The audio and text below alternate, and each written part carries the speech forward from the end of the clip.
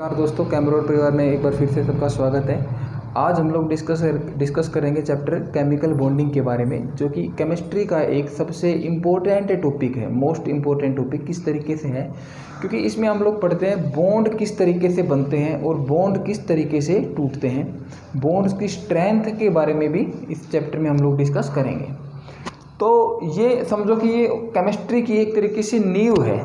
तो सब चलिए स्टार्ट करते हैं इस चैप्टर को। सबसे पहले लेविस रिप्रेजेंटेशन क्या होती है एटम्स की। किसी भी एटम के सिंबल के साथ उसके वैलेंस इलेक्ट्रॉन्स को डॉट से रिप्रेजेंट कर दे तो उसको हम बोलेंगे क्या, लेविस रिप्रेजेंटेशन ऑफ एटम। तो लेविस रिप्रेजेंटेशन को मैं बोल सकता हूँ सिंबल ऑफ एलिमेंट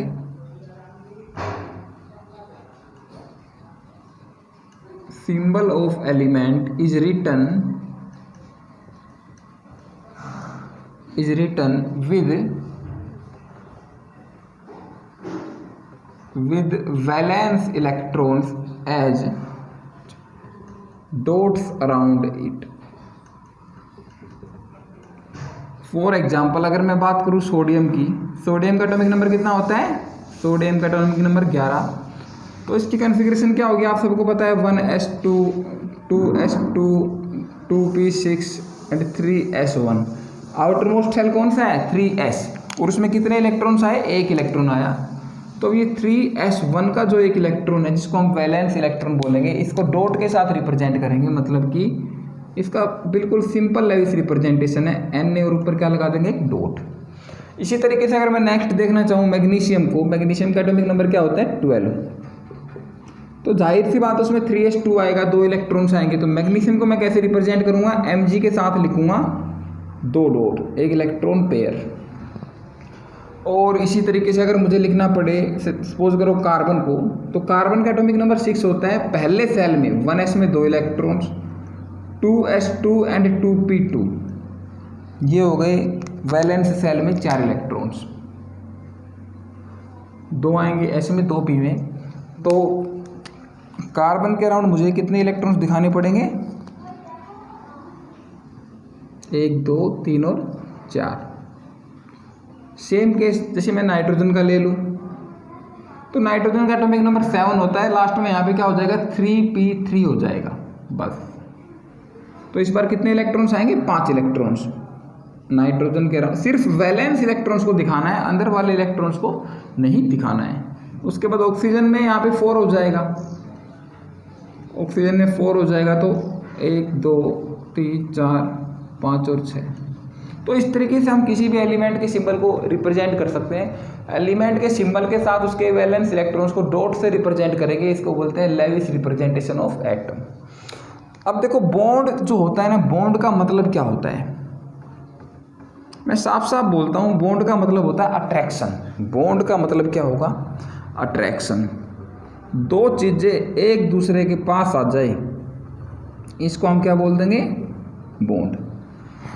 तो देखो टाइप्स ऑफ बॉन्ड की अगर मैं बात करूं, तो देखो सबसे पहली बात तो बिल्कुल आप लोगों ने 9th 10th में पढ़ा होगा कि बॉन्ड क्यों बनता है। किसी भी एलिमेंट के ऑक्टेट को कंप्लीट करने के लिए बॉन्ड बनता है।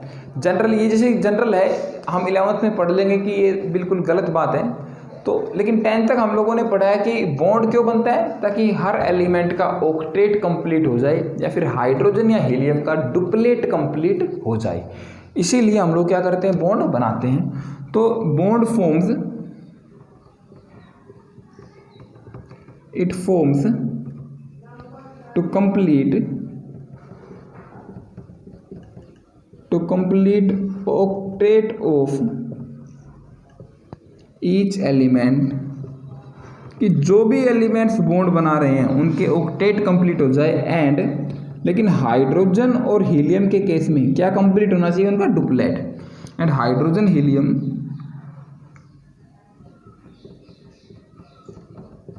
Complete their डुप्लेट्स।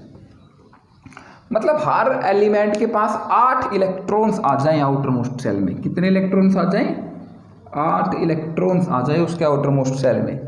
तो इसीलिए बॉन्ड बनता है, ताकि उसको स्टेबल हो जाए।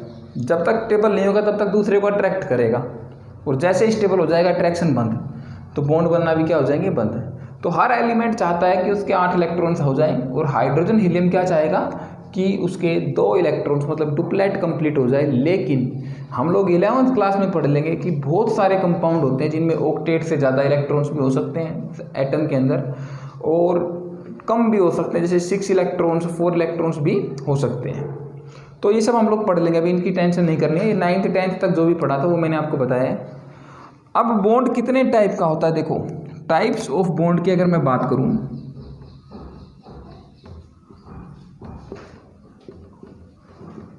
तो सबसे पहला बॉन्ड जो होता है उसको हम लोग बोलते हैं ionic bond.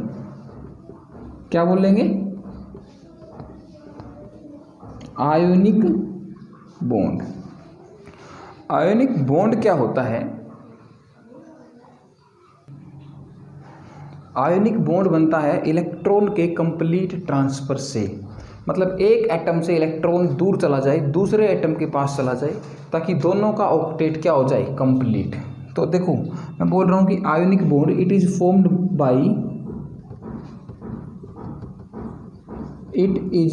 Bye complete transfer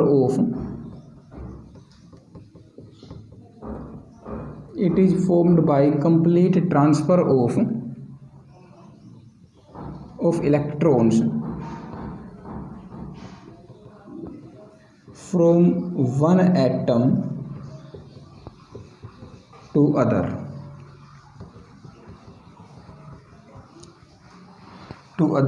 for example, जैसे अगर मैं बात करूं NaCl की, तो देखो ध्यान से देखो NaCl का स्ट्रक्चर कैसा होता है। Na के पास पहले सेल में 2 इलेक्ट्रॉन्स, दूसरे में 8, तीसरे सेल में कितने इलेक्ट्रॉन्स होंगे? 1 इलेक्ट्रॉन। और Cl के अंदर एटॉमिक नंबर Cl का 17 होता है, तो 2, 8 and 7 ये इसकी इलेक्ट्रॉनिक कन्फिग्रेशन होती है। पहले सेल में 2, दूसरे में 8, तीसरे में 7 इलेक्ट्रॉन्स। अब ध्यान से देखो, सोडियम के पास एक एक्स्ट्रा इलेक्ट्रॉन है, क्लोरीन के पास 1 इलेक्ट्रॉन की क्या है, कमी है। तो 1 इलेक्ट्रॉन सोडियम से निकल के कहाँ चला जाएगा? क्लोरीन के पास चला जाएगा। अच्छा, सोडियम ने 1 इलेक्ट्रॉन बाहर डोनेट कर दिया तो सोडियम पे चार्ज क्या आएगा? पॉजिटिव। जो इलेक्ट्रॉन को डोनेट कर दे उस पे चार्ज क्या आता है? हमेशा पॉजिटिव। और जो इलेक्ट्रॉन को एक्सेप्ट कर ले उस पे चार्ज क्या आएगा? नेगेटिव। तो जाहिर सी बात है कि सोडियम ने इलेक्ट्रॉन दे दिया किसको? क्लोरीन को, तो ये बन चुका है Na पॉजिटिव। तो ये क्या बन चुका है? Na positive. तो आयोनिक बॉन्ड जो कंप्लीट इलेक्ट्रॉन के ट्रांसफर से बने, और जहां से इलेक्ट्रॉन चला जाए उससे पॉजिटिव चार्ज, और जो इलेक्ट्रॉन को एक्सेप्ट कर ले उस पर नेगेटिव चार्ज। मैंने अभी भी बताया आप लोगों को कि जिससे इलेक्ट्रॉन दूर चला जाए उसके ऊपर चार्ज कैसा आएगा? पॉजिटिव, और जो इलेक्ट्रॉन को एक्सेप्ट कर ले उस पर चार्ज नेगेटिव। तो ये जो कंपाउंड बनेगा ये किस तरीके का बनेगा? Na ने इलेक्ट्रॉन छोड़ दिया, दूर चला गया इलेक्ट्रॉन, तो उस पर चार्ज पॉजिटिव, और Cl ने इलेक्ट्रॉन एक्सेप्ट कर लिया तो उस पर चार्ज क्या आएगा? नेगेटिव। तो इस तरीके से मेरे पास ये क्या बन गया है? आयोनिक बॉन्ड बन गया Na के बीच में और Cl के बीच में। पॉजिटिव ने नेगेटिव को अपनी तरफ क्या कर रखा है? अट्रैक्ट कर रखा है। 1 इलेक्ट्रॉन Na से कहाँ चला गया? Cl के पास। और दूसरी बात देखो, एक और एग्जाम्पल मैं आप लोगों को समझाता हूँ इसी चीज़ का। जैसे फॉर एग्जाम्पल, जैसे MgCl2 की बात करूँ मैं, Mg और 2 क्लोरीन होंगे। यहाँ पे चलो दिखा देता हूँ मैं, फॉर एग्जाम्पल MgCl2। अब देखो मैग्नीशियम का एटॉमिक नंबर क्या होता है? 12। तो इसके हम लोग लिखेंगे पहले सेल में 2 इलेक्ट्रॉन, दूसरे सेल में 8, तीसरे सेल में कितने इलेक्ट्रॉन्स आएंगे? 2। और क्लोरीन के पास पहले सेल में आएंगे 2, 8, और जैसे कि क्या आएगा? 7। मतलब इसको 1 इलेक्ट्रॉन की और ज़रूरत है, इसका ऑक्टेट कंप्लीट हो जाएगा, 3rd वाला। और इसी तरीके से ये वाला क्लोरीन भी 2, 8 and 7। दोनों क्लोरीन्स को एक इलेक्ट्रॉन और मिल जाए तो इनका ऑक्टेट कंप्लीट। और मैग्नीशियम के पास क्या है? 2 इलेक्ट्रॉन एक्स्ट्रा है, तो ये क्या करेगा? मैग्नीशियम 1 इलेक्ट्रॉन तो डोनेट कर देगा किसको? इस क्लोरीन को। और 1 इलेक्ट्रॉन डोनेट कर देगा किसको? इस क्लोरीन को। और डोनेट करने के बाद ये क्या बनेगा? ध्यान से देखो, मैग्नीशियम से 2 इलेक्ट्रॉन दूर चले गए, तो इसका मतलब मैग्नीशियम पे चार्ज क्या आएगा? इसका मतलब मैग्नीशियम पे चार्ज क्या आएगा? 2 पॉजिटिव, क्योंकि इसने 2 इलेक्ट्रॉन डोनेट कर दिए। और साथ में क्या बन जाएगा? Cl2 और क्लोरीन पे चार्ज क्या आएगा -1, लेकिन कितने क्लोरीन है तो टोटल चार्ज तो -2 ही हो गया। आपको समझ आया होगा।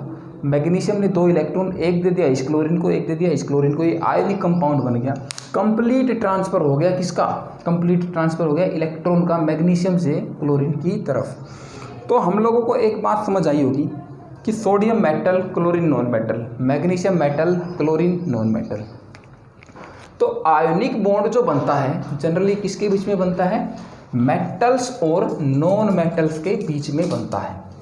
दोबारा बता देता हूँ सबको, जो आयनिक बॉन्ड बनता है वो किसके बीच में बनता है, हाँ आयनिक बॉन्ड बनेगा, आयनिक बॉन्ड बनेगा मेटल्स के बीच में प्लस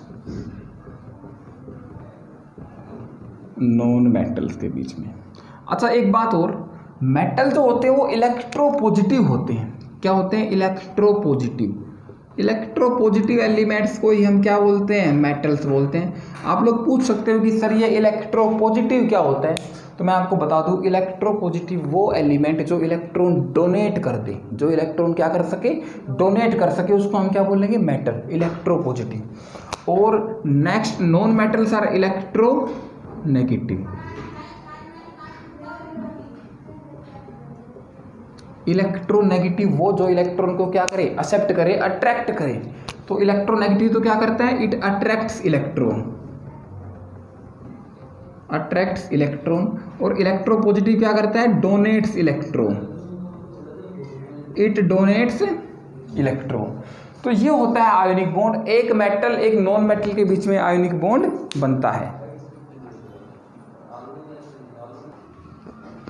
ओके, अब नेक्स्ट जो बॉन्ड है वो है कोवेलेंट बॉन्ड। हम लोगों ने बॉन्ड का एक टाइप पढ़ लिया, आयनिक बॉन्ड। अब नेक्स्ट जो बॉन्ड होगा वो क्या होगा, कोवेलेंट बॉन्ड।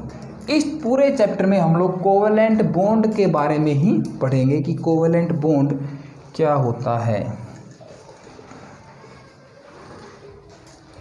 ये पूरा चैप्टर कोवेलेंट बॉन्डिंग के ऊपर ही बेस्ड है। आयनिक बॉन्डिंग इस चैप्टर में हम लोग नहीं पढ़ेंगे।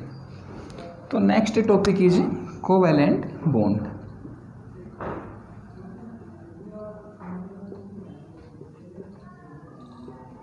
देखो कोवेलेंट बॉन्ड किसके बीच में बनता है, दो नॉन मेटल्स के बीच में बनता है।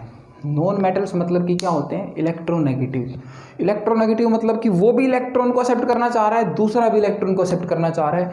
दोनों एक्सेप्ट तो करना चाह रहे हैं, डोनेट कोई करना नहीं चाह रहा। मतलब इलेक्ट्रॉन लेना तो सब चाह रहे हैं, लेकिन इलेक्ट्रॉन को डोनेट करना कोई नहीं चाह रहा है। तो ऐसे केस में बॉन्ड कैसे बनेगा, ऐसे केस में बॉन्ड बनेगा बाय शेयरिंग ऑफ इलेक्ट्रॉन्स। जैसे मान लो मेरे पास, मैं कंपाउंड ले लेता हूँ Cl2 क्लोरीन, और दूसरा भी क्या है, क्लोरीन। अब इनके देखो इलेक्ट्रॉन किस तरीके से होते हैं, 2, 8 and 7। इसके पास भी क्या होंगे, 2, 8 and 7। दोनों को एक एक इलेक्ट्रॉन की जरूरत है, लेकिन ना ये इलेक्ट्रॉन देना चाहता है ना ये इलेक्ट्रॉन, क्योंकि दोनों क्या है, इलेक्ट्रोनेगेटिव है। तो जाहिर सी बात है, तो इलेक्ट्रॉन देंगे नहीं तो क्या करेंगे, शेयर करवा लेंगे। बोलेंगे भाई मेरा एक इलेक्ट्रॉन इस तरीके से रख लेते हैं कि वो मेरे पास भी रहे और तेरे पास भी। और इसी तरीके से ये क्लोरीन भी क्या बोलेगा, भाई मेरा भी एक इलेक्ट्रॉन ऐसे रख लेता हूँ मैं कि वो मेरे पास भी रहे और तेरे पास भी, मतलब शेयर कर लेंगे दोनों आपस में। तो इस टाइप के शेयरिंग वाले बॉन्ड को हम क्या बोलेंगे, शेयरिंग वाले बॉन्ड को हम बोलेंगे कोवेलेंट बॉन्ड। क्या बोलेंगे, कोवेलेंट बॉन्ड। तो मैं बोल सकता हूँ कि bond formed by mutual sharing of electrons, bond formed by mutual sharing of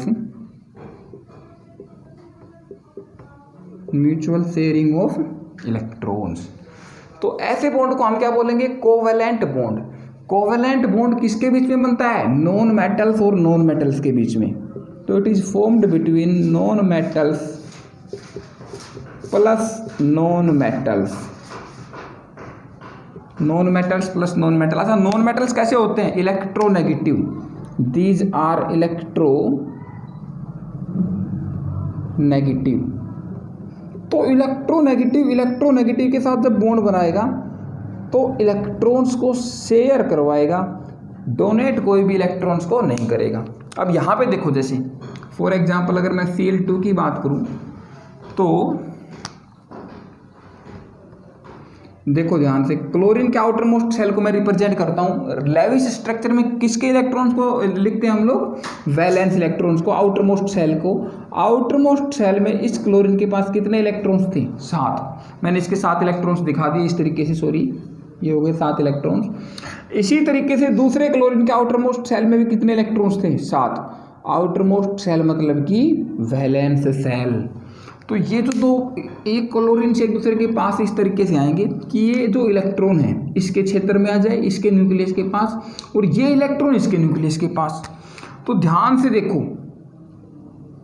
अब ये इलेक्ट्रॉन जो है ये इसके न्यूक्लियस में आ चुका है और इसका जो इलेक्ट्रॉन था वो इसके न्यूक्लियस में आ चुका है। तो इस तरीके से जो बीच में 2 इलेक्ट्रॉन्स आए, ये दोनों इलेक्ट्रॉन्स इस क्लोरीन में भी गिने जाएंगे और इस क्लोरीन में भी। अब गिनो इनको एक बार। तो इस क्लोरीन के पास कितने इलेक्ट्रॉन्स हो गए भाई? 1 2 3 4 5 6 7 8 1 2 3 4 5 6 7 8 दोनों के पास 8 इलेक्ट्रॉन्स पूरे हो गए। लेकिन इस बार इलेक्ट्रॉन कंप्लीटली ट्रांसफर नहीं हुआ है एक एटम से दूसरे एटम के बीच में। इस बार इलेक्ट्रॉन्स शेयर हुए हैं। क्या हुए हैं? शेयर हुए हैं। आप लोग देख सकते हो कि ये दोनों इलेक्ट्रॉन, भाई इससे छूटा नहीं है इलेक्ट्रॉन, इसके पास भी है लेकिन इसके पास भी है। मतलब ये दोनों इलेक्ट्रॉन दोनों में गिने जाएंगे।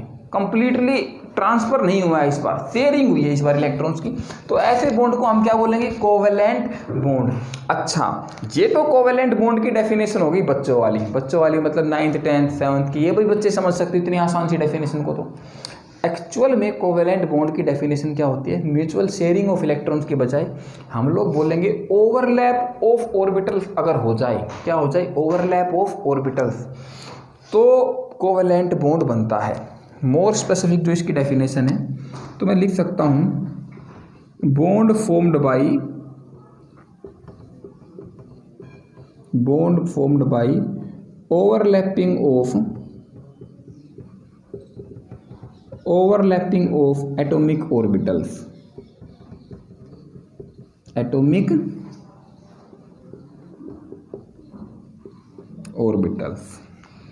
तो ऐसा बॉन्ड जो कि एटॉमिक ऑर्बिटल्स के ओवरलैप से बनता हो उसको हम क्या बोलेंगे?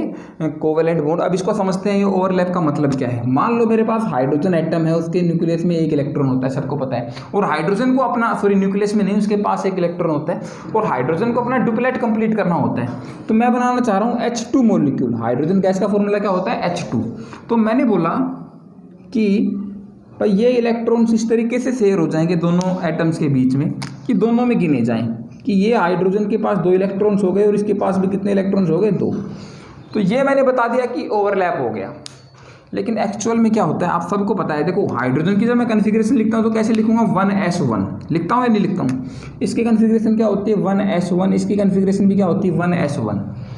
तो ये mutual overlapping of atomic orbitals का मतलब क्या होता है? हाइड्रोजन का न्यूक्लियस और s की शेप कैसी होती है? स्फेरिकल। ये होता है 1s ऑफ हाइड्रोजन।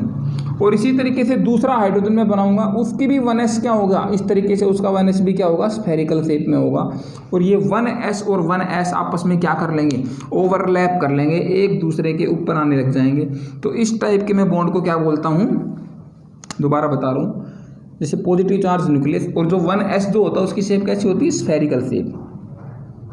तो ये हो गया स्फेरिकल शेप 1s एक एटम का, और दूसरे हाइड्रोजन का 1s जो होगा वो होगा इस तरीके से, और उसका पॉजिटिव चार्ज का न्यूक्लियस उसके सेंटर में होगा।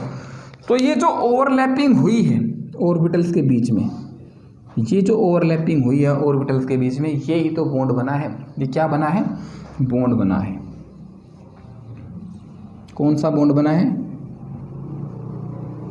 कोवेलेंट बॉन्ड बना है। तो आप सबको समझ आ गया होगा। देखो ऐसे बोल सकते हैं कि सिंपल भाषा में बोलना चाहे तो एटम्स क्या हो जाए? शेयर। और अगर कॉम्प्लेक्स में बोलना चाहे कि 1s इसका और इसका 1s, दोनों हाइड्रोजन का 1s आपस में क्या कर ले? ओवरलैप कर ले। इसी तरीके से क्लोरीन का आउटर मोस्ट सेल क्या था? 3p। तो 3p के अंदर कहीं पे एक और इलेक्ट्रॉन होगा या नहीं होगा? तो क्लोरीन का न्यूक्लियस ये होगा पॉजिटिव चार्ज। इसको भी मैं दिखा देता हूँ ऑर्बिटल्स की शेप में। अब p ऑर्बिटल्स की शेप तो सबको याद होनी चाहिए, कैसी होती है? p ऑर्बिटल्स की शेप होती है इस टाइप से। बोलो होती है नहीं होती है? और ये हो गया एक क्लोरीन का 2p, मान लो ये x हो गया, ये x एक्सिस के लोन मिल रहे हैं। और ये दूसरी का क्या हो गया 2px। दोनों क्लोरीन के 2px ऑर्बिटल्स ने क्या कर लिया, ओवरलैप कर लिया। और ये जो ओवरलैपिंग हुई है इसी को तो मैं क्या बोलता हूँ, इसी को मैं बोलता हूँ बॉन्ड। तो चाहे आप लोग दिखा सकते हो आसान भाषा में, समझ सकते हैं कि इलेक्ट्रॉन से शेयर हो जाएं, या फिर एक्चुअल में क्या हो रहे हैं, ऑर्बिटल्स ओवरलैप हो रहे हैं। तो हम लोग बोल सकते हैं कि ऑर्बिटल्स क्या हो गए इस केस में, ओवरलैप हो गई। तो ये था कोवेलेंट बॉन्ड। अब आगे बढ़ते हैं कोवेलेंट बॉन्ड के बारे में। मान लेता हूं मेरे पास क्लोरीन एटम था, एक इलेक्ट्रॉन शेयर करवाया, इनके पास भी 8 इलेक्ट्रॉन हो गए, इसके पास भी 8 इलेक्ट्रॉन्स हो गए। हाइड्रोजन एटम था, एक इलेक्ट्रॉन शेयर करवाया, दोनों के पास 2 इलेक्ट्रॉन हो गए। 2 की ही जरूरत थी, इसका डुप्लेट कंप्लीट, इसका ऑक्टेट कंप्लीट। लेकिन अब मैं बात करता हूं ऑक्सीजन एटम की। किसकी बात करता हूं मैं, O2 गैस की, ऑक्सीजन गैस की। तो ध्यान से देखो ऑक्सीजन के पास क्या होते हैं, ऑक्सीजन के एटम के पास कितने इलेक्ट्रॉन्स होते हैं भाई, 6 इलेक्ट्रॉन्स होते हैं।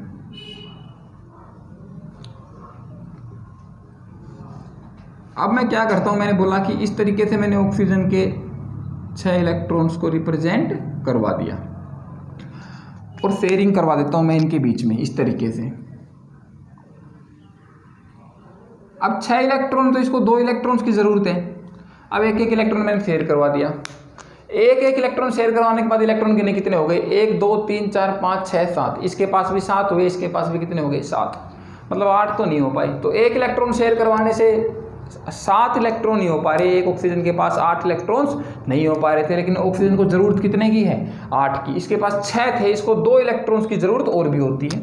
ऑक्सीजन एटम की कॉन्फ़िगरेशन क्या होती है, 2,6, मतलब इसको 2 इलेक्ट्रॉन्स और चाहिए अभी। तो देखो इसमें किस तरीके से शेयरिंग होती है, इसमें ये 2 इलेक्ट्रॉन से शेयर करवाते हैं। मैं बोल सकता हूँ कि जब देखो ऑक्सीजन 1 2 3 4 5 और 1 6, दूसरा ऑक्सीजन इसके पास भी 6 इलेक्ट्रॉन्स आएंगे और 6 इलेक्ट्रॉन्स जो आएंगे, अब ये शेयरिंग होगी देखो इस तरीके से। अब ये शेयरिंग होगी इस तरीके से। तो ये बन गया, देखो 4 इलेक्ट्रॉन्स शेयर हो रहे बीच में। यहाँ पे कितने इलेक्ट्रॉन्स शेयर हुए थे, 2 इलेक्ट्रॉन्स। तो जब 4 इलेक्ट्रॉन्स शेयर हो तो मैं क्या बोल लूँगा, डबल बॉन्ड। जब यहाँ पे 2 इलेक्ट्रॉन्स शेयर हुए थे, 2 इलेक्ट्रॉन्स शेयर्ड, इसका मतलब क्या था, सिंगल बॉन्ड बनेगा। कैसा बॉन्ड बनेगा, सिंगल बॉन्ड बनेगा। लेकिन यहाँ पे कितने इलेक्ट्रॉन दिखाई दे रहे हैं आपको शेयरिंग में, 4 इलेक्ट्रॉन्स। तो जब 4 इलेक्ट्रॉन्स शेयर हो जाए तो इसका मतलब बॉन्ड कैसा बना है, डबल बॉन्ड बना है। कैसा बॉन्ड बना है, डबल बॉन्ड बना है। अब डबल बॉन्ड जो बना है, अब देखो ध्यान से, ऑक्सीजन का जो एटम होता है इसमें डबल बॉन्ड होता है दोनों एटम्स के बीच में। ये मैंने डबल बॉन्ड को रिप्रेजेंट कर दिया। तो जब भी बॉन्ड बनते हैं तो पहला बॉन्ड तो बनता है सिग्मा बॉन्ड। एक बॉन्ड तो हमेशा सिग्मा होगा, इस बात को आप समझो। इस सिग्मा और पाई मैं अभी आपको समझाऊंगा। और जो दूसरा बॉन्ड बनेगा वो कैसा बनेगा, पाई बॉन्ड बनेगा। तीसरा बनेगा वो भी पाई। अगर मान लो कभी कभी 4th बॉन्ड बन गया तो वो भी कैसा बनेगा, पाई बॉन्ड बनेगा। दोबारा बताता हूँ कि डबल बॉन्ड बन गया, इतनी बात सबको समझ आ गई। तो मैं कह रहा हूँ जहाँ पे भी बॉन्ड बनेंगे तो पहला बॉन्ड हमेशा कैसा होगा, सिग्मा। अब इस वाले केस में क्लोरीन के बीच में एक बॉन्ड बना था, Cl और Cl। तो ये जो बॉन्ड बना था ये कैसा बना था, सिग्मा। सिग्मा को रिप्रेजेंट करते हैं इस सिंबल से। हाइड्रोजन के बीच में कैसा बॉन्ड बना था, एक ही बॉन्ड बना था। तो अगर पहला बॉन्ड तो बनेगा तो उसको सिग्मा बोल लेंगे, और उसको छोड़ के जितने भी बॉन्ड बनेंगे उनको हम क्या बोलेंगे, पाई बोलेंगे। सिग्मा और पाई में क्या डिफरेंस होता है इसको हम लोग अभी चेक करेंगे। तो ये आपको ऑक्सीजन समझ आया है। अब मैं समझाता हूँ आपको सिग्मा और पाई बॉन्ड में क्या डिफरेंस होगा। इसको रब कर देते हैं।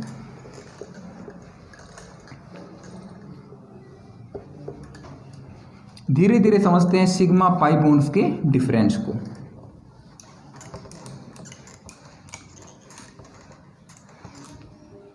भाई देखो, सबसे पहली बात मैं हेडिंग डाल देता हूं, सिग्मा बॉन्ड कैसे बनेगा।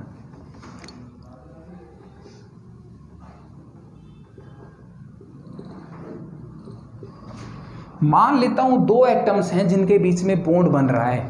दोनों एटम्स एक्स एक्सिस के अलोन एक दूसरे के पास आ रहे हैं इस तरीके से, और एक्स एक्सिस के अलोन एक दूसरे के पास आ रहे हैं, और उसी एक्सिस पे कहीं ओवरलैप हो जाए तो मैं बोलूँगा बॉन्ड को कैसा, सिग्मा बॉन्ड। सपोज करता हूँ कि मेरे पास एक हाइड्रोजन एटम था और इसकी देखो हाइड्रोजन एटम को मैं रिप्रेजेंट ऐसे नहीं करूँगा सिंपल लैंग्वेज में, इसको रिप्रेजेंट करते हैं 1s की फॉर्म में। हाइड्रोजन के 1s में एक इलेक्ट्रॉन प्रेजेंट है, एक और हाइड्रोजन आएगा जो दूर है अभी इससे,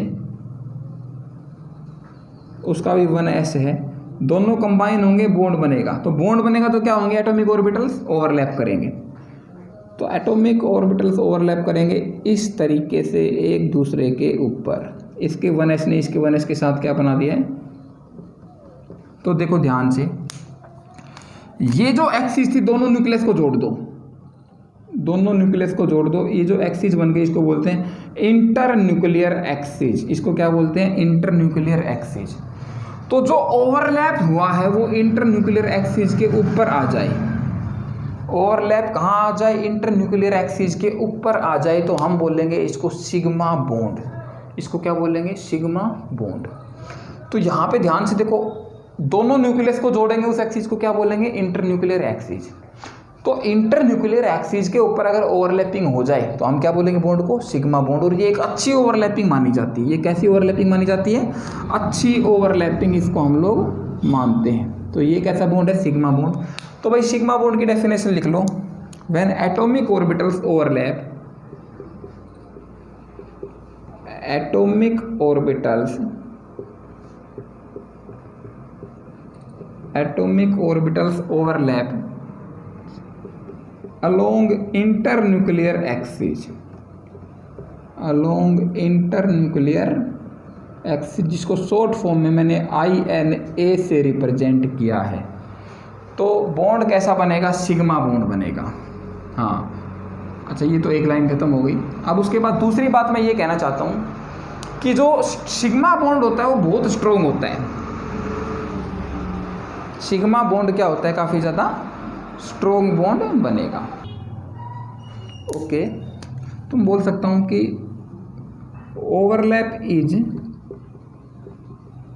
overlap of orbitals is good, overlap of orbitals is good, so sigma bond is strong bond. So sigma को रिप्रेजेंट किससे करते हैं हम लोग, इस तरीके से सिग्मा को हम लोग रिप्रेजेंट करते हैं इस सिंबल से। So sigma bond is strong, so sigma bond is strong bond.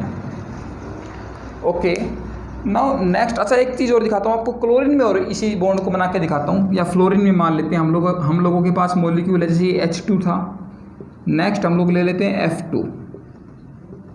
तो भाई F2 के बॉन्ड को समझने से पहले आप लोग एक चीज़ देख लो, F2 फ्लोरीन जो होता है एक एटम, उसकी कॉन्फ़िगरेशन क्या होती है, 1s2 2s2 and 2p5। 2p में 3 ऑर्बिटल्स होंगे जिनमें 5 इलेक्ट्रॉन्स इस तरीके से भरे जाएंगे। दूसरे फ्लोरीन के अंदर भी क्या होगा, 1s2 2s2 और 2p के भी क्या होंगे, इसमें सेम बनेगा, 2p के 5 इलेक्ट्रॉन्स होंगे जो इस तरीके से भरे जाएंगे। तो ये लास्ट वाला जो p ऑर्बिटल है, ये वाला, इसके पास एक इलेक्ट्रॉन, इसके पास एक इलेक्ट्रॉन, दोनों क्या कर जाएंगे, ओवरलैप और बॉन्ड बना लेंगे। तो ये बॉन्डिंग का तरीका होता है। इसको अब रिप्रेजेंट करते हैं एक्चुअल डायग्राम से। तो p ऑर्बिटल्स की शेप तो सबको पता है कैसी होती है। p ऑर्बिटल्स की शेप होती है डम्बल शेप। डम्बल शेप आप लोगों ने पढ़ी है एटॉमिक स्ट्रक्चर चैप्टर में। और s की स्फेरिकल शेप, ये भी पढ़ रखा है। तो ये हो गया एक 2p ऑर्बिटल, किसका भाई, फ्लोरीन का। क्लोरीन के केस में 3p का ऑर्बिटल होता है। प्लस इसके साथ ही मैं जोड़ देता हूँ, इसके अंदर भी क्या होता है, एक 2p ऑर्बिटल। और देखो कौन से वाला 2p ऑर्बिटल ले रहा हूँ, जिसमें एक इलेक्ट्रॉन था, तो इसको एक इलेक्ट्रॉन को यहाँ दिखा देता हूँ, इसके एक इलेक्ट्रॉन को मैं यहाँ दिखा देता हूँ।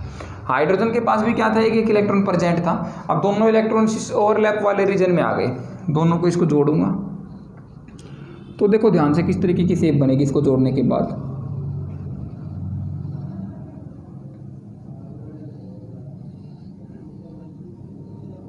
ये एक का न्यूक्लियस हो गया, ये दूसरे का न्यूक्लियस, और ये दोनों के 2p ऑर्बिटल्स को मैंने ओवरलैप करवा दिया।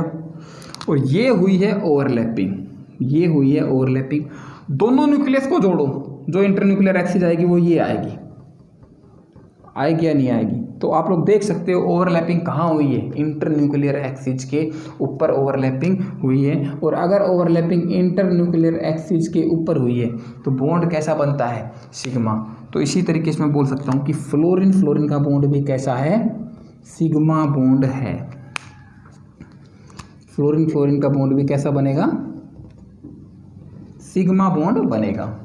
तो जो ओवरलैपिंग इंटरन्यूक्लियर एक्सिस के ऊपर आ जाए उसको हम क्या बोलेंगे कि ये सिग्मा बॉन्ड बनेगा। सिग्मा बॉन्ड क्या होता है, स्ट्रॉन्ग बॉन्ड होता है। मैंने आपको लिखवा दिया है, sigma bond is stronger, sigma bond is stronger than pi bond. अब इसके नेक्स्ट जो हम लोग पढ़ते हैं उसको पढ़ते हैं पाई बॉन्ड, कि पाई बॉन्ड क्या होता है।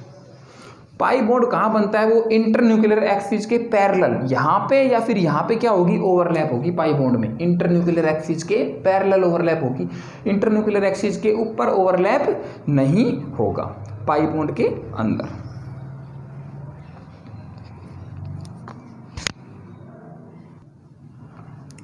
ओके, पाई बॉन्ड क्या होता है, वो इंटरन्यूक्लियर एक्सिस के पैरेलल बनेगा। अब देखो ध्यान से समझाता हूँ पाई बॉन्ड कैसे बनता है। मैंने आपको बताया था कि फॉर एग्जांपल मेरे पास ऑक्सीजन का मॉलिक्यूल है, तो ऑक्सीजन के अंदर डबल बॉन्ड बनता है। और मैंने बताया था कि जो पहला बॉन्ड बनता है वो हमेशा सिग्मा होता है, लेकिन दूसरा बॉन्ड, तीसरा बॉन्ड, ये सारे क्या होते हैं, ये सारे बॉन्ड्स जो होते हैं ये पाई बॉन्ड्स होते हैं। अब ध्यान से समझो पाई बॉन्ड कैसे बनेगा और किस तरीके से बनेगा। तो देखो सबसे पहले मैं ऑक्सीजन का आपको स्ट्रक्चर समझाता हूँ। ऑक्सीजन के अंदर एटम्स किस तरीके से होते हैं, ये ऑक्सीजन का 1s होता है, फिर ऑक्सीजन में आता है 2s, और फिर आते हैं ऑक्सीजन के अंदर क्या, 2p। अच्छा 2p के भी 3 पार्ट होते हैं, 2px, 2py, 2pz। ये हो गया 2px, 2py एंड 2pz। इसी तरीके से दूसरे ऑक्सीजन के भी 3 पार्ट आएंगे, एक आएगा 1s, एक आएगा 2s, और साथ में क्या आएंगे, 3 आएंगे इसके पास, 2px, 2py एंड 2pz। अब देखो इनमें इलेक्ट्रॉन्स कैसे भरे होते हैं ऑक्सीजन में, 1s में 2, 2s में 2, और 2p के अंदर 3 इलेक्ट्रॉन सिंगली और फिर एक में पेयरिंग हो जाएगी, 1 2 सेम।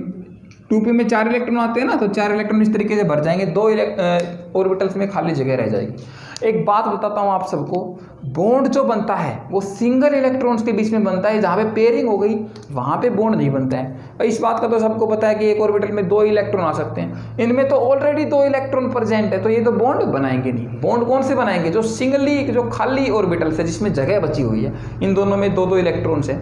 अब मान लेता हूँ दोनों जो ऑक्सीजन एटम्स है वो जेड एक्सिस के अलोन एक दूसरे के पास आ रहे हैं। किस एक्सिस के अलोन, जेड एक्सिस के अलोन।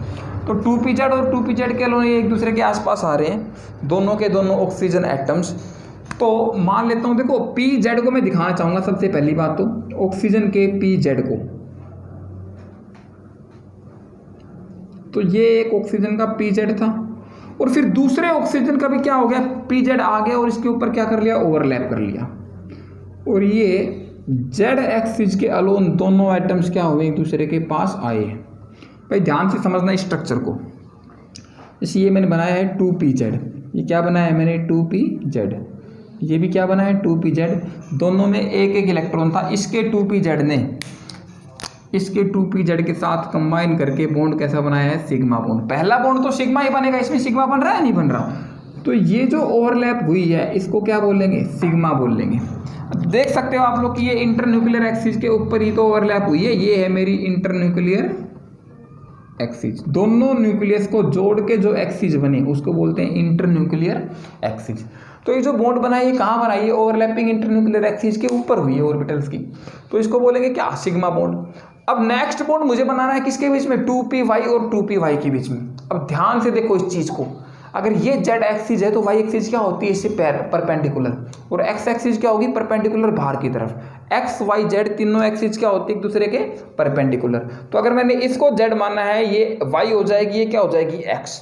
तो दूसरा बॉन्ड कौन बना रहा है, वाई बना रहा है। दूसरा बॉन्ड कौन बना रहा है, वाई ने बनाया, सॉरी पी वाई ने बनाया पी वाई के साथ। लेकिन पी वाई कहाँ पे है, पी वाई तो इसके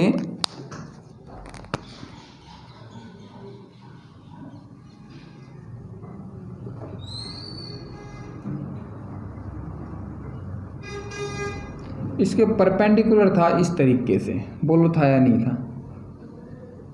इस तरीके से था 2py परपेंडिकुलर,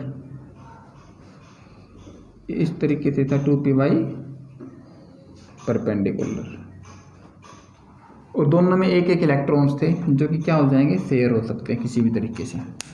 तो अब ध्यान से देखो ये किस तरीके से ओवरलैपिंग होती है 2py की। भाई ये जो ऑर्बिटल 2py का था इस तरीके से y एक्सिस के अलोन, और ये वाला 2py था, ऐसे ही बन चुका है हमारा सिग्मा बॉन्ड बन चुका है। अभी हमें पाई बनाना है। ऊपर की तरफ जो दो लोब्स हैं इसको क्या बोलते हैं, लोब बोलते हैं। इसको क्या बोलते हैं, इस एरिया को लोब, ये भी लोब है।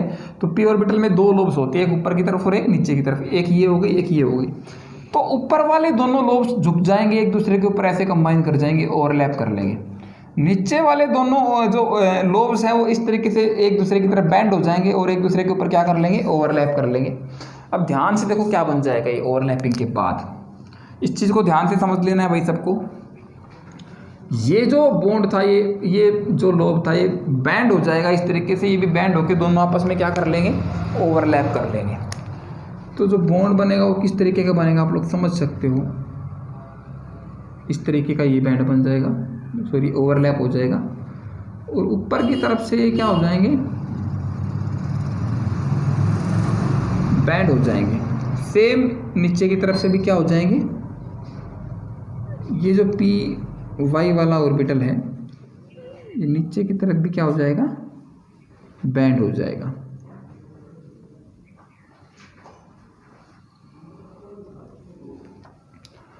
तो ये जो ओवरलैपिंग हुई है, क्या ये इंटरन्यूक्लियर एक्सिस के ऊपर हुई है? नहीं, ये इंटरन्यूक्लियर एक्सिस के पैरेलल हुई है। पैरेलल वाली ओवरलैप को मैं क्या बोलता हूँ, पाई बॉन्ड। तो ये जो बॉन्ड बन गया इस ओवरलैपिंग से, ये कैसा बन गया, पाई बॉन्ड। और आप लोग देख सकते हो पाई बॉन्ड बनाने के लिए मुझे ऑर्बिटल्स को बहुत ज़्यादा मोड़ना पड़ा है। तो मोड़ने के कारण क्या आ गया, उनमें स्ट्रेन आ गई। तो स्ट्रेन के कारण ये बॉन्ड क्या होता है, लेस स्ट्रॉन्ग होता है। बोल सकते हैं कि पाई बॉन्ड वीक होता है एज कंपेयर टू सिग्मा, क्योंकि इसके लोब्स को हमें ज़बरदस्ती मोड़ना पड़ा है, क्या करवाने के लिए, ओवरलैप करवाने के लिए। तो जो ज़बरदस्ती हम लोगों ने इसको बैंड किया है उसके कारण लोब्स में क्या आ चुका है, स्ट्रेन आ चुका है, जिसके कारण पाई बॉन्ड क्या होगा, वीक होगा as compared to sigma bond. तो सबसे पहली बात तो मैं पाई बॉन्ड की डेफिनेशन लिखवाता हूँ आप लोगों को कि पाई बॉन्ड क्या होता है, कि bond formed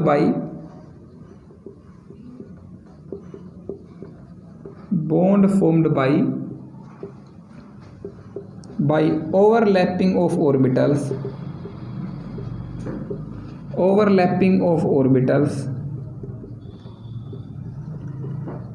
parallel to internuclear axis।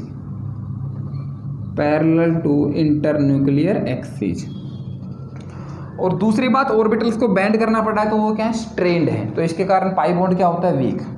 Orbitals are bent,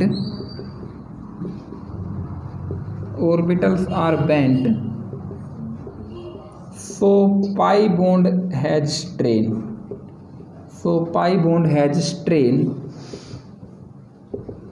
So it is weaker than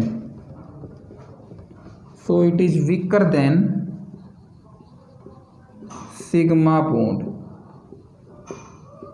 तो पाई बॉन्ड सिग्मा बॉन्ड से क्या होता है, वीक होता है। ये आपको समझ आ गया होगा। पाई बॉन्ड क्या होता है, जो इंटरन्यूक्लियर एक्सिस के पैरेलल बने, इंटरन्यूक्लियर एक्सिस के ऊपर ना बने। ये इंटरन्यूक्लियर एक्सिस के ऊपर बना है तो ये सिग्मा, और जो इसके पैरेलल बन जाए वो पाई। अच्छा, ये कोई दो पाई नहीं बने हैं, देखो ये एक ही पी वाई ऑर्बिटल है, ऊपर की तरफ भी और नीचे की तरफ भी पी वाई ऑर्बिटल ही तो है, लेकिन ये दो साइड से ओवरलैप कर रहे हैं। तो ये एक ही सिग्मा बॉन्ड बना है, दो सिग्मा बॉन्ड ये नहीं बने हैं। ये ऊपर से और नीचे से दोनों साइड से ओवरलैप करेगा, तब जाके एक पाई बॉन्ड बनेगा। इसको दो पाई बॉन्ड कंसीडर नहीं करने हैं, क्योंकि एक ऑर्बिटल ही है ये, ऊपर की तरफ भी पी वाई है, नीचे की तरफ भी क्या है, पी वाई ही है। तो एक ऑर्बिटल से क्या बनता है, एक ही बॉन्ड बनता है। नेक्स्ट आप लोग एक पॉइंट लिख लो सबसे पहले, कि जो एस ऑर्बिटल होता है वो स्फेरिकल शेप होती है। एस ऑर्बिटल की शेप कैसी होती है, स्फेरिकल। जैसे मान लो एक एस ऑर्बिटल ये है, दूसरा एस ऑर्बिटल ये है, दोनों पास आ रहे हैं। तो पास आएंगे तो सबसे पहली बात इनकी जैसे ओवरलैप होगी तो कहाँ से होगी, दोनों की ओवरलैप होगी इस तरीके से, मतलब इंटरन्यूक्लियर एक्सिस के बीच में ही ओवरलैप हो सकती है, साइड में ओवरलैप नहीं हो सकती। या फिर मान लो S कभी P के साथ कंबाइन कर रहे हैं तो S और P इस तरीके से कंबाइन करेंगे।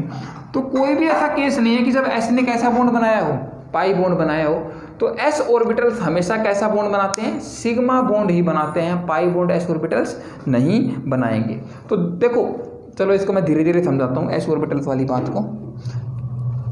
तो चलो S ऑर्बिटल से पहले मैं ट्रिपल बॉन्ड का केस समझाता हूँ आप लोगों को।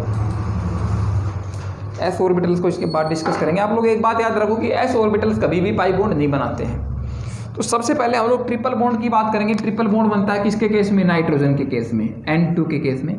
नाइट्रोजन जो एटम होता है उसके पास आउटर मोस्ट शेल में 5 इलेक्ट्रॉन्स होते हैं, तो उसको 3 की जरूरत और होगी, तो वो 3 इलेक्ट्रॉन्स क्या करेगा, 3 इलेक्ट्रॉन्स से शेयर करवाएगा। तो इसका मतलब बॉन्ड कैसा बनेगा, ट्रिपल।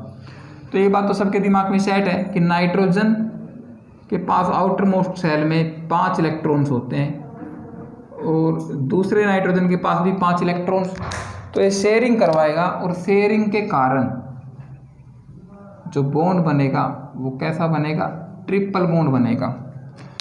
क्योंकि 6 इलेक्ट्रॉन से शेयर हुए, 6 इलेक्ट्रॉन शेयर हो गए तो बॉन्ड कैसा बनता है, ट्रिपल बॉन्ड। तो मैं इसको दिखा सकता हूं N ट्रिपल बॉन्ड N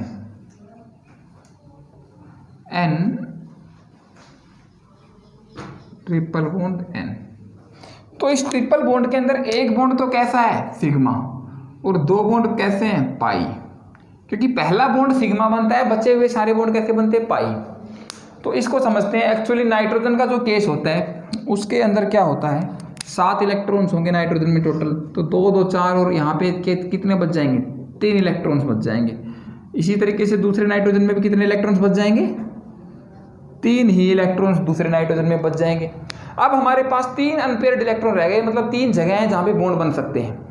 तो 3 जगह पे बॉन्ड बन सकते हैं, तो मतलब ये जो तीसरा बॉन्ड बनेगा, देखो ये तो बन गया दूसरा पाई, और इस बार तीसरा पी ऑर्बिटल भी खाली हो गया, px भी क्या हो चुका है, खाली। पहले px भरा हुआ था, बॉन्ड नहीं बना रहा था, लेकिन इस बार px क्या हो चुका है, खाली। उसमें भी कैसा बॉन्ड बनेगा, पाई बॉन्ड बनेगा। अब इसके स्ट्रक्चर को हम लोग समझते हैं। मान लेता हूँ जेड एक्सिस के अलोन दोनों ने कैसे बना बॉन्ड बनाया, सिग्मा बॉन्ड। दोनों एटम्स जेड एक्सिस के अलोन एक दूसरे के पास आए। इंटरन्यूक्लियर एक्सिस क्या है, जेड एक्सिस है। और इसके बाद पहला जो बॉन्ड बना वो सेम बन गया, पी वाई ऑर्बिटल ऊपर की तरफ से ओवरलैप कर गया और पी वाई ऑर्बिटल नीचे की तरफ से भी ओवरलैप कर गया, तो ये बन गया दूसरा पाई बॉन्ड। अब पी एक्स ऑर्बिटल कहाँ होगा, ये जेड एक्सिस ऊपर की तरफ परपेंडिकुलर वाई एक्सिस, तो जो एक्स एक्सिस होगी वो कहाँ होगी, प्लेन से बाहर और प्लेन के अंदर, हो गया नहीं होगी, आउटवर्ड और इसके प्लेन के अंदर की साइड, ब्लैक बोर्ड के प्लेन के अंदर की साइड। यहाँ पे भी एक्स एक्सिस कहाँ होगी, ये जेड ये वाई, तो ये वाली एक्सिस क्या होगी, जो ब्लैक बोर्ड के प्लेन के बाहर है और ब्लैक बोर्ड के प्लेन के अंदर है, वो जेड एक्सिस होगी। तो ये जो तीसरा पी एक्स ऑर्बिटल है वो कैसे होगा, उसका एक लोब तो होगा बाहर की तरफ और एक लोब होगा अंदर की तरफ, और इसी देखो ये दोनों लोब्स क्या हो गए, इसके बाहर की तरफ, और इसी तरीके से अंदर की तरफ से भी ओवरलैप होगा। तो देखो बाहर की तरफ ये इस तरीके से बॉन्ड बनेंगे, ये दोनों क्या कर जाएंगे, ओवरलैप, और अंदर की तरफ जैसे ये अंदर की तरफ से भी ऐसे ओवरलैप कर जाएंगे पी एक्स। आप लोग इमेजिन करना पड़ेगा, 3D की डायग्राम है। मान लो बाहर ये दोनों पी एक्स ऑर्बिटल ओवरलैप हो रहे थे और लोब्स थे, दोनों इस तरीके से क्या कर जाएंगे, प्लेन के बाहर की साइड से ओवरलैप, और इसी तरीके से अंदर की साइड से भी क्या होंगे, दोनों के दोनों इस तरीके से ओवरलैप कर जाएंगे। यहाँ पे अंदर की साइड लोब्स होंगे दोनों पी एक्स के और ओवरलैप, तो दोनों साइड से ओवरलैप होगा पी एक्स में भी। तो उसको मैं दिखाता हूँ, देखो ये ब्लैक बोर्ड के प्लेन के क्या है, बाहर और अंदर है। तो भाई एक बात आप लोग नोट कर लो, आगे से मैं कभी भी जब बाहर और अंदर वाले लोब्स को डिस्कस करूंगा तो जो चीज़ प्लेन के बाहर है उसको सॉलिड लाइन पे रिप्रेजेंट करूंगा, और जो चीज़ प्लेन के अंदर की साइड है उसको डॉटेड लाइन पे मैं रिप्रेजेंट करूंगा। तो मैं बाहर वाले लोब्स को और अंदर वाले लोब्स को इस तरीके से दिखा देता हूँ। ये इसको मैंने रिप्रेजेंट किया कैसी लाइन पे, सॉलिड लाइन पे। ये तो कैसा हो गया, प्लेन के उससे बाहर की साइड हो गया, इसमें ओवरलैप हो चुका, आप सबको दिख रहा है। और दूसरे को मैं रिप्रेजेंट करूंगा कहाँ पे, इसके प्लेन से अंदर की साइड, अंदर वाले को मैं कैसे रिप्रेजेंट करूंगा, डॉटेड लाइन से। पूरी केमिस्ट्री में हम लोग अब आगे ऐसे ही करेंगे, जो प्लेन के बाहर की चीज़ है 3D में उसको सॉलिड लाइन से, जो प्लेन के अंदर की साइड है उसको डॉटेड लाइन से। तो यहाँ पे ये जो सॉलिड लाइन है इस तरीके से, ये तो क्या है, आउटवर्ड फ्रॉम प्लेन, और जो ये डॉटेड सरफेसेज हैं ये क्या है, इनसाइड प्लेन। यहाँ पे मेरे केस में प्लेन ऑफ ब्लैक बोर्ड हो जाएगा, आप लोग नोटबुक में लिखोगे तो प्लेन ऑफ पेपर हो जाएगा। तो जो पेपर के प्लेन से ब्लैक बोर्ड के प्लेन से परपेंडिकुलर बाहर की तरफ उसको सॉलिड लाइन पे रिप्रेजेंट किया है, क्योंकि 3D को मैं 2D में तो बना नहीं सकता हूँ। तो मैंने क्या किया कि जो मैंने सॉलिड लाइन पे रिप्रेजेंट कर रहा हूँ बाहर की तरफ, और जो डॉटेड लाइन पे रिप्रेजेंट कर रहा हूँ प्लेन के अंदर की साइड, तो इस तरीके से ये दूसरा पाई बॉन्ड बन जाएगा। देखो पहला पाई बॉन्ड ये वाला था और दूसरा पाई बॉन्ड ये वाला बन गया, और सिग्मा बनाया है इंटरन्यूक्लियर एक्सिस के ऊपर, तो ये बन गया ट्रिपल बॉन्ड। तो ट्रिपल बॉन्ड में एक बॉन्ड सिग्मा बनेगा, दो बॉन्ड कैसे बनेंगे, पाई बॉन्ड बनेंगे। चलो, और आप सबको पता है कि पाई बॉन्ड क्या होता है, वीक बॉन्ड से, सॉरी सिग्मा बॉन्ड से वीक होता है, क्योंकि इसमें ओवरलैपिंग इतना अच्छा नहीं हो पाता है स्ट्रेन के कारण। अब आपको एक पॉइंट लिखवा देता हूं कि जो s ऑर्बिटल्स हैं, s ऑर्बिटल्स की शेप कैसी होगी। मैंने बोला कि s ऑर्बिटल्स जो होते हैं स्फेरिकल शेप के होते हैं, तो वो हमेशा कैसा बॉन्ड बनाएंगे, सिग्मा बॉन्ड बनाएंगे। तो s orbitals never form pi bond, कभी भी पाई बॉन्ड नहीं बनाते हैं। s orbitals never form pi bond. आप लोग ट्राई करके देख लो, मान लो 1s ने 1s के साथ कंबाइन किया, 1s ने 1s के साथ कंबाइन किया, तो इससे क्या होगा, देखो आप लोग देख सकते हो, अगर एक दूसरे के पास आएंगे तो सीधी सी बात है पहले इंटरन्यूक्लियर एक्सिस के अलोंग ही टकराएंगे, मतलब कि इंटरन्यूक्लियर एक्सिस के पैरेलल टकराने का तो कोई मतलब ही नहीं बनता। अगर ये एक दूसरे के साथ कंबाइन करेंगे तो ऐसे आ रहे हैं, तो आते टाइम ये यहाँ पे और यहाँ पे ओवरलैपिंग करेंगे। आप लोग देख सकते हो कैसे ओवरलैपिंग करेंगे, 1s ने 1s के साथ इस तरीके से ओवरलैपिंग करी, और ओवरलैपिंग कहाँ हो गई, इंटरन्यूक्लियर एक्सिस के ऊपर। क्या किसी भी तरीके से हम ऐसा करवा सकते हैं कि इसको इंटरन्यूक्लियर एक्सिस के जैसे कि पैरेलल ओवरलैप करवा दें, बीच में ओवरलैप ना हो। आप बोलोगे इसको ऊपर से ले आता हूँ दूसरे ऑर्बिटल को, तो दूसरे ऑर्बिटल को मैं ऊपर से ले आता हूँ। देखो वो तो सोचने की बात है, ऊपर से लेके आऊँगा तो इस बार इंटरन्यूक्लियर एक्सिस भी ये बन गई है, और ओवरलैप भी कहाँ हो रहा है, इंटरन्यूक्लियर एक्सिस के ऊपर। तो चाहे दोनों एस ऑर्बिटल्स को कैसे भी लेके आओ, लेकिन अगर दोनों स्फेयर है तो फिर ओवरलैप कहाँ होगा, इंटरन्यूक्लियर एक्सिस के बीच में ही होगा, उसके पैरेलल नहीं हो सकता है। तो ये तो नहीं बनाएगा। अब दूसरा केस मैं ले लेता हूँ पी के साथ अगर इसने ओवरलैप किया तो 1s ने, तो 1s ने अगर पी के साथ ओवरलैप किया और पी इस तरीके से आया उसके साथ पास, मान लेता हूँ मैं, तो ध्यान से देखो इस चीज़ को, 1s ने 2p के साथ ओवरलैप किया और इस तरीके से क्या बन गया, ये ओवरलैपिंग वाला रीजन आ गया। तो ये रीजन आप लोग देख सकते हो कहाँ पे बन चुका है, इंटरन्यूक्लियर एक्सिस के ऊपर ही तो बन चुका है। इंटरन्यूक्लियर एक्सिस के ऊपर अगर ये बॉन्ड बन चुका है तो इसका मतलब ये है कि ये सिग्मा बॉन्ड है, क्योंकि पाई बॉन्ड कहाँ बनता है, पैरेलल टू इंटरन्यूक्लियर एक्सिस। अब मैं तीसरा केस ले लेता हूँ कि जब 1s ने, जैसे मान लो ये 1s है और ये इंपॉर्टेंट है, ये तीसरे वाला केस, ये दोनों तो सिग्मा बन रहे हैं, जाहिर सी बात है, चाहे इसको कैसे भी घुमा के ले आओ, ये हमेशा इंटरन्यूक्लियर एक्सिस के ऊपर ही ओवरलैप दिखाएगा। तो इंटरन्यूक्लियर एक्सिस के ऊपर ओवरलैप मतलब कि सिग्मा। अब तीसरा केस मैं ले लेता हूँ पाई, जो पी ऑर्बिटल है उसको इस तरीके से लेके आता हूँ। तो जैसे ये मान लो कोई भी 2p ऑर्बिटल है। अब आप लोग देखो एक बार ध्यान से, मैंने बोला ये 1s है और यहाँ पे ये 2p ऑर्बिटल बिल्कुल इसके पास आ चुका है, इस तरीके से ये क्या कर गया, ओवरलैप कर गया। तो आप लोग बोलोगे ये हो गया ओवरलैप हमारा किसके साथ, ये तो पैरेलल ओवरलैप हो गया ना। कैसा ओवरलैप हो गया, पैरेलल। आप लोग बोल सकते हो ऐसा कि ये तो पैरेलल ओवरलैप हो गया इंटरन्यूक्लियर एक्सिस के। तो एक चीज़ ध्यान से सुनो आप लोग, पूरे जो है ना, पूरा s ऑर्बिटल होता है उस पर एक ही साइन होता है, या तो पॉजिटिव या नेगेटिव। और ये कोई चार्ज का साइन नहीं है, मैं पहले ही दिमाग में क्लियर कर दूं, ये कोई चार्ज का साइन नहीं है, ये वेव फंक्शन का साइन है। ऑर्बिटल्स क्या होती है, ऑर्बिटल्स वो जगह होती है जिस जगह पे इलेक्ट्रॉन पाया जा सकता है, जहाँ पे इलेक्ट्रॉन के पाए जाने की संभावनाएं होती है, तो वो क्या होता है, या तो पॉजिटिव होगा, इन फेज आउट फेज वेव्स जो होते हैं, आप लोग फिजिक्स में पढ़ोगे कि इन फेज आउट फेज वेव्स, ये चार्ज नहीं है, ये फेज उसका वेव का सिंबल है। ये वेव का क्या है सिंबल, की वेव पॉजिटिव है या फिर नेगेटिव है, ये कोई चार्ज नहीं है। क्योंकि ऑर्बिटल क्या होता है, स्पेस होता है, जगह जहाँ पे इलेक्ट्रॉन पाया जाएगा, जगह पे कोई चार्ज नहीं हो सकता, स्पेस पे वॉल्यूम पे कोई चार्ज नहीं हो सकता। तो इसके ऊपर या तो पॉजिटिव चार्ज चार्ज होगा या फिर चार्ज कैसा होगा, नेगेटिव। और दूसरा जो पी ऑर्बिटल होता है उसके एक लोब पे पॉजिटिव चार्ज होता है, एक लोब पे कैसा चार्ज होता है, नेगेटिव। सॉरी चार्ज नहीं, सिंबल, साइन। एक लोब पे पॉजिटिव साइन, एक लोब पे नेगेटिव साइन। ये साइंस चार्ज से इन साइंस का कोई लेना देना नहीं है कि एक लोब पे पॉजिटिव एक पे नेगेटिव, ये चार्ज नहीं है, ये सिर्फ साइन है वेव को रिप्रेजेंट करने के। तो वेव के फॉर्मूला अगर पॉजिटिव बन गया तो हम क्या बोलेंगे, पॉजिटिव, और वेव का फॉर्मूला अगर नेगेटिव में आ गया तो नेगेटिव। अब देखो एक बात, पॉजिटिव पॉजिटिव वेव ने क्या किया, ओवरलैप किया, और उतना ही जगह में ओवरलैप कर दिया किसने, पॉजिटिव ने और नेगेटिव ने। जितनी जगह में ओवरलैप पॉजिटिव ने किया, उतने ही स्पेस के लिए पॉजिटिव नेगेटिव ने आपस में क्या कर रखा है, ओवरलैप। तो ये दोनों क्या कर देंगे, कैंसिल कर देंगे एक दूसरे को। क्या कर देंगे, कैंसिल ईच अदर। मैं एक बार दोबारा बताता हूँ इस बात को। हर ऑर्बिटल के ऊपर एक साइन होता है, वो उसके वेव फंक्शन का साइन होता है कि वेव फंक्शन पॉजिटिव है या नेगेटिव है। वेव फंक्शन के साइंस वगैरह हमें नहीं पढ़ने, आप लोग इस बात को ज्यूम कर लो कि ये 1s ऑर्बिटल इस पे है तो पॉजिटिव साइन होगा या नेगेटिव होगा, आप कुछ भी मान लो, इस पे पॉजिटिव साइन मैं मान लेता हूँ। और p ऑर्बिटल्स के एक ऑर्बिटल पे तो पॉजिटिव, दूसरे लोब पे कैसा साइन होगा, नेगेटिव। तो इस पे पॉजिटिव, इस पे नेगेटिव। तो जब ये साइड वाइज ओवरलैप करेगा, तो साइड वाइज ओवरलैप करेगा, तो जितना पॉजिटिव ने बॉन्ड बनाया उतना ही पॉजिटिव नेगेटिव ने क्या कर दिया, कैंसिल। तो नेट इफेक्ट क्या हो गया, जीरो।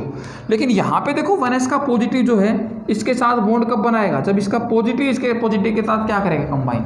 अगर नेगेटिव वाला इसके साथ कंबाइन करेगा तो कोई बॉन्ड नहीं बनेगा, उसी लोब का ओवरलैप होगा जिस पे साइन पॉजिटिव है और एस के ऊपर भी साइन कैसा है, पॉजिटिव। तो अगर हम लोग पाई किसी भी तरीके से बनाना चाहें 1s को लेके, तो किसी भी केस में पाई नहीं बन सकता है। चाहे p ऐसे आ जाए, चाहे 1s के साथ कंबाइन हो जाए, चाहे 1s p के साथ ऐसे पैरेलल कंबाइन हो जाए, पैरेलल कंबाइन हो जाएगा तो नेट इफेक्ट जीरो हो जाएगा। तो किसी भी केस में हम लोग पाई बॉन्ड नहीं बना सकते हैं s ऑर्बिटल्स को लेके। तो ये थे मेरे 3 केसेस। सिग्मा बॉन्ड हम लोगों ने पढ़ लिया अच्छे से, और पाई बॉन्ड हम लोगों ने पढ़ लिए। अब एक जैसे क्वेश्चन आ गया, मान लो एक बिल्कुल सिंपल सा क्वेश्चन दूंगा, नाइट्रोजन के बीच में बॉन्ड कैसा होता है, ट्रिपल बॉन्ड। और उसके बाद ऑक्सीजन में बॉन्ड कैसा होता है, डबल बॉन्ड। और उसके बाद फ्लोरीन के अंदर बॉन्ड कैसा होता है, सिंगल बॉन्ड। तो मैं ये कहना चाह रहा हूँ कि इस ट्रिपल बॉन्ड के अंदर से एक बॉन्ड कैसा है, सिग्मा, और 2 बॉन्ड कैसे हैं, पाई। और ऑक्सीजन में एक बॉन्ड सिग्मा है और एक क्या है, पाई। और फ्लोरीन में क्या है, सिर्फ एक सिग्मा बॉन्ड। देखो सिग्मा तो होना जरूरी है, एक सिग्मा बाकी सारे पाई। तो जाहिर सी बात है सिग्मा तो तीनों में ही है, लेकिन इसमें 2 पाई है, इसमें 1 पाई है, इसमें 1 भी पाई नहीं है। तो अगर मैं बॉन्ड स्ट्रेंथ की बात करूं कि कौन सा बॉन्ड सबसे स्ट्रॉन्ग होगा, तो बॉन्ड स्ट्रेंथ की अगर मैं बात करूं तो बॉन्ड सबसे स्ट्रॉन्ग होगा नाइट्रोजन वाला, ट्रिपल बॉन्ड सबसे स्ट्रॉन्ग होगा। दिस इज ट्रिपल बॉन्ड, क्योंकि इसके अंदर एक सिग्मा के साथ क्या आ रहे हैं, 2 पाई भी तो आ रहे हैं, और इसमें एक सिग्मा के साथ क्या आ रहा है, 1 पाई, जो कि हमारा क्या था, डबल बॉन्ड। और ये क्या है हमारा, सिंगल बॉन्ड। सिंगल बॉन्ड में कोई पाई बॉन्ड नहीं था, तो ये सबसे वीक होगा। देखो पाई बॉन्ड इतना स्ट्रॉन्ग तो नहीं होता है, लेकिन है तो सिग्मा के साथ पाई कुछ तो स्ट्रेंथ दिखा रहा है, सिग्मा से तो कम स्ट्रॉन्ग है लेकिन थोड़ा सा तो स्ट्रॉन्ग है। तो इसका मतलब जिसमें 2 पाई बन गए वो तो ज़्यादा स्ट्रॉन्ग हुआ एज कम्पेयर टू जिसमें एक पाई बन गया, क्योंकि सिग्मा तो तीनों में ही बन रहे हैं। तो इसका मतलब ट्रिपल सबसे स्ट्रॉन्ग, फिर डबल, फिर क्या आएगा, सिंगल। तो ये था मेरा कोवेलेंट बॉन्ड। ओके, अब जैसे मान लो नेक्स्ट टाइप का बॉन्ड मैं डिस्कस करता हूँ, कोऑर्डिनेट बॉन्ड। कोऑर्डिनेट बॉन्ड भी एक तरीके से कोवेलेंट बॉन्ड ही होता है। कोऑर्डिनेट बॉन्ड भी एक तरीके से क्या होता है, कोवेलेंट बॉन्ड ही होता है। लेकिन कोऑर्डिनेट बॉन्ड में देखो, कोवेलेंट बॉन्ड में दोनों इलेक्ट्रॉन्स क्या होते हैं, एक इलेक्ट्रॉन इस एटम से आएगा, एक इलेक्ट्रॉन इस एटम से आएगा। लेकिन कोऑर्डिनेट बॉन्ड में दोनों इलेक्ट्रॉन्स एक ही एटम से आएंगे और शेयरिंग हो जाएगी। तो ऐसे कोवेलेंट बॉन्ड को हम क्या बोलेंगे, कोऑर्डिनेट बॉन्ड। तो नेक्स्ट जो बॉन्ड है वो थर्ड टाइप का जो बॉन्ड है वो एक तरीके से स्पेशल केस है कोवेलेंट बॉन्ड का ही। Coordinate bond, bond formed by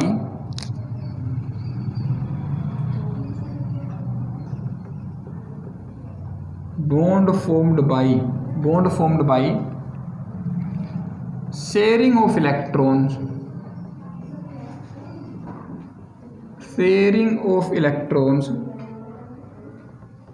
which belongs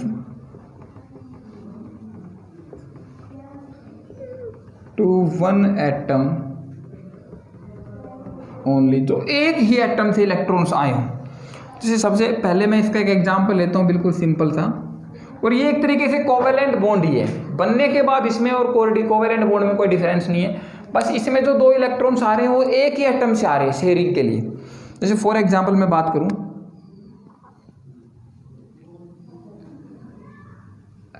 NH4 positive की, अमोनियम आयन जिसको हम लोग बोलते हैं, अमोनियम आयन। अब ध्यान से समझो NH4 पॉजिटिव का स्ट्रक्चर कैसे बनता है। सबसे पहले नाइट्रोजन का स्ट्रक्चर होता है NH3, NH3, इसके पास क्या होगा, एक लोन पेयर भी होगा, और नाइट्रोजन ने क्या कर रखा होगा, नाइट्रोजन में 3 हाइड्रोजन के साथ ऐसे ट्रिपल बॉन्ड बना रखा होगा, और इसका ऑक्टेट कंप्लीट आप लोग गिन सकते हो नाइट्रोजन के इलेक्ट्रॉन्स 1 2 3 4 5 6 7 8। तो अब ध्यान से देखो, नाइट्रोजन के पास ये एक इलेक्ट्रॉन पेयर बचा रह गया, ये वाला इलेक्ट्रॉन पेयर जो आउटर मोस्ट सेल का है, इसको हम लोन पेयर बोल देते हैं। आउटर मोस्ट सेल का वैलेंस सेल का वो ऑर्बिटल जो बॉन्डिंग में पार्टिसिपेट नहीं करता, उसको हम लोन पेयर बोलते हैं। इसके पास एक H पॉजिटिव आएगा। H पॉजिटिव देखो, हाइड्रोजन के पास एक इलेक्ट्रॉन होता है नहीं होता, लेकिन इसने वो डोनेट कर दिया हाइड्रोजन, तो इसके ऊपर इसके पास एक भी इलेक्ट्रॉन नहीं रहा। हाइड्रोजन के पास एक इलेक्ट्रॉन होता है, पॉजिटिव चार्ज आ रखा है, इसका मतलब इसने वो इलेक्ट्रॉन भी डोनेट कर रखा है, इसके ऊपर कोई चार्ज अभी नहीं है। तो देखो इसमें बॉन्ड किस तरीके से बनेगा। नाइट्रोजन क्या करेगा, अपने इन दोनों इलेक्ट्रॉन्स को शेयर करवा देगा, खुद के बीच में भी और हाइड्रोजन के बीच में भी। तो ये जो शेयरिंग हुई, ये शेयरिंग हो गई इलेक्ट्रॉन्स की, 2 इलेक्ट्रॉन से शेयर हुए, दोनों नाइट्रोजन में भी गिने जाएंगे, हाइड्रोजन में भी गिने जाएंगे। ऐसे बॉन्ड को तो हम कोवेलेंट बॉन्ड बोलते हैं। लेकिन इसमें डिफरेंस क्या है, कोवेलेंट बॉन्ड में एक इलेक्ट्रॉन आता है H से, एक इलेक्ट्रॉन आता है N से, लेकिन इसमें दोनों इलेक्ट्रॉन्स कहाँ से आए हैं, नाइट्रोजन से ही आए हैं। तो ऐसा कोवेलेंट बॉन्ड जिसमें दोनों इलेक्ट्रॉन्स जो शेयर हो रहे हैं वो एक ही एटम से आए, उसको हम क्या बोलेंगे, कोऑर्डिनेट बॉन्ड। कोऑर्डिनेट बॉन्ड को ऐसे एरो से रिप्रेजेंट करते हैं। अब नाइट्रोजन देखो, हाइड्रोजन पे चार्ज कैसे था, पॉजिटिव, और नाइट्रोजन पे 0 था। नाइट्रोजन ने इलेक्ट्रॉन डोनेट कर दिए तो इस पर चार्ज कैसा आएगा, पॉजिटिव, और हाइड्रोजन ने इलेक्ट्रॉन एक्सेप्ट कर लिए तो इस पर चार्ज कैसा आएगा, नेगेटिव। मैं कहना चाह रहा हूँ कोऑर्डिनेट बॉन्ड में नाइट्रोजन ने तो इलेक्ट्रॉन क्या कर दिए, डोनेट कर दिए, तो इस पर चार्ज क्या आएगा, पॉजिटिव। जो इलेक्ट्रॉन छोड़ दे उस पर पॉजिटिव चार्ज, जो इलेक्ट्रॉन एक्सेप्ट कर ले उस पर नेगेटिव। तो इस पर नेगेटिव चार्ज, हाइड्रोजन पे पहले से ही एक पॉजिटिव था, और साथ में पॉजिटिव नेगेटिव क्या हो जाएंगे, खत्म। तो पॉजिटिव चार्ज किस पे बच जाएगा, सिर्फ नाइट्रोजन पे। तो मतलब ओवरऑल इस कंपाउंड के ऊपर मैं बोल सकता हूँ पॉजिटिव चार्ज रहेगा, चाहे वो हाइड्रोजन पे रहे चाहे वो नाइट्रोजन पे रहे। तो ये होता है NH4 पॉजिटिव का स्ट्रक्चर। इलेक्ट्रॉन्स की शेयरिंग हो गई, लेकिन दोनों इलेक्ट्रॉन कहाँ से आए थे, एक ही एटम से आए थे, और इसको रिप्रेजेंट करते हैं हम लोग किससे, एरो से। तो ये NH4 पॉजिटिव। एक और एग्जांपल मैं आप लोगों को करवा देता हूँ। जैसे मान लो मेरे पास कंपाउंड है BF3,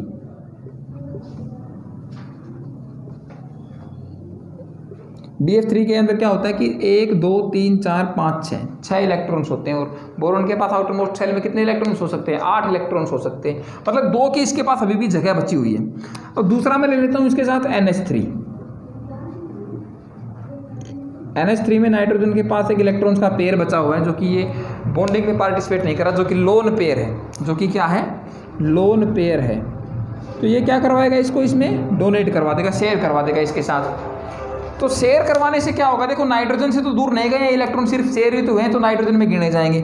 नाइट्रोजन के भी कितने इलेक्ट्रॉन्स रहेंगे, 8 इलेक्ट्रॉन्स, और बोरॉन के पास पहले 6 थे, 2 ये वाले भी अब बोरॉन में गिने जाएंगे। तो इसका मतलब बोरॉन के पास भी कितने इलेक्ट्रॉन्स हो जाएंगे, 8 इलेक्ट्रॉन्स, दोनों का काम चल गया।